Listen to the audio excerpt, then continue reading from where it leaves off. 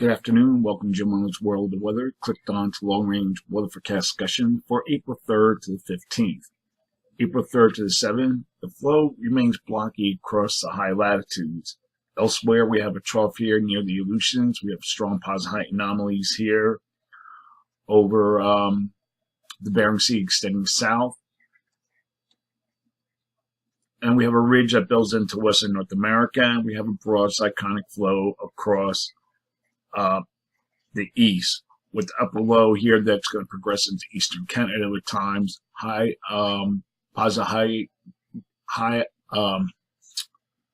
anomalies here, height anomalies here across the northern latitudes. So you look at the GFS, and I'm going through the days, and we come to the 7th, and you see the upper low progresses slowly east. And then we look at the rest of the models.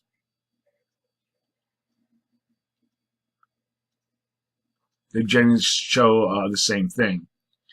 So during this period, we are expecting widespread precipitation across much of the eastern U.S. Showers and storms will be possible from the southern plains, the southeast, into the Ohio Valley. And wintry precipitation is forecast north of the storm from the northern plains to New England. And even though we're in spring and into early April, there's still a possibility of snow. And talking about that, this is the current event that's coming. This is the GFS, and this expected to bring snow from like the Midwest into the Mid-Atlantic and Northeast. So you look at the GFS, and we're going to see our system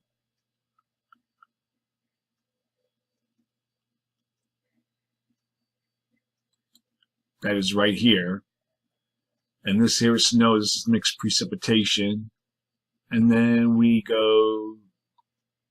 Oop, might have missed it here because it is a fast mover and it's not particularly strong.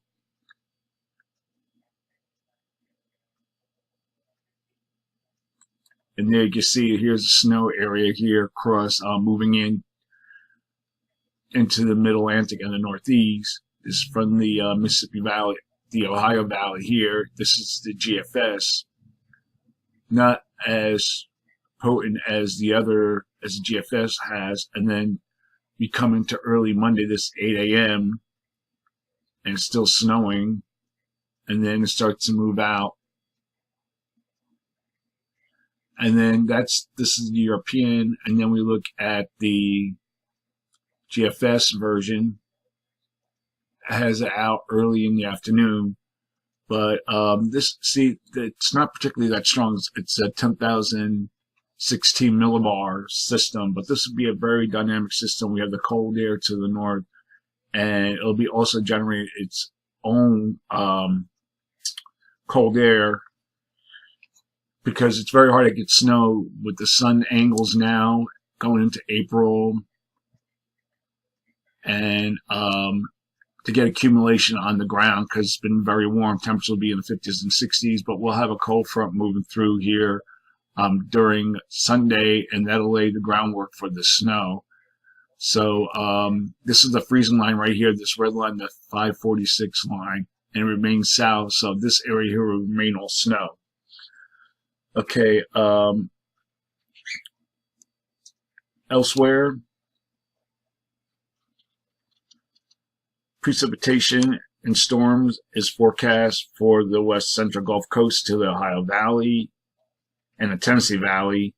Rain and snow is forecast from the west coast into the Rockies, and the northern plains, upper Mississippi Valley eastward will experience below normal temperatures. Portions of the west will experience above normal temperatures. March 6th to the 10th. Okay, we're at the 6th.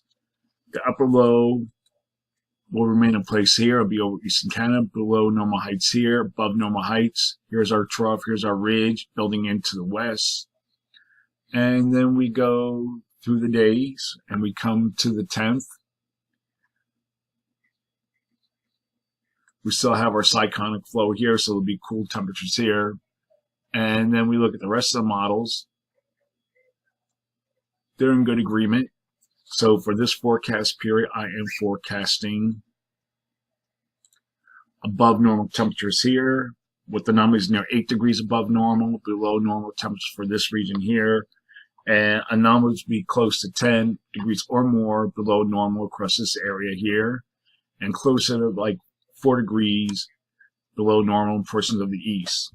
For precipitation, calling for above normal precipitation here, and the probability of occurrence is 45 to 55%. April 11th to the 15th, the flow kind of flattens compared to the previous period. This is the GFS. Now this is the 16th. We're going to go back, and we can see it's more amplified back here. But during this period, it'll be flattening, but we still have below normal heights across much of Canada. And I'll back it up a little bit. And we have a ridge here and a trough from the Aleutians. This is the GFS version. And then we go eastward in time, forward in time, come to the 15th. And it's almost a zonal flow above normal heights here, below normal heights across to the north. And we look at the rest of the models.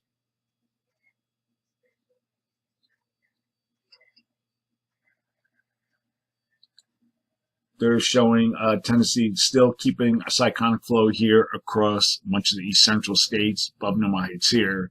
So this pattern is all indicative of a negative AO and AO index, but this pattern I think will be changing after this period, after the 15th.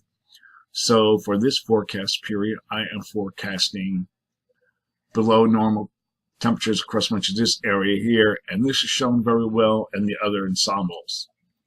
As we look at the other ensembles, here's let's see, we're going to start here at the 11th to the 15th. This is GFS. Here's the GFS ensembles, all shown below normal heights across much of the eastern U.S. And we look at the other models below normal temperatures. So this is supported well in these in the temperature forecast.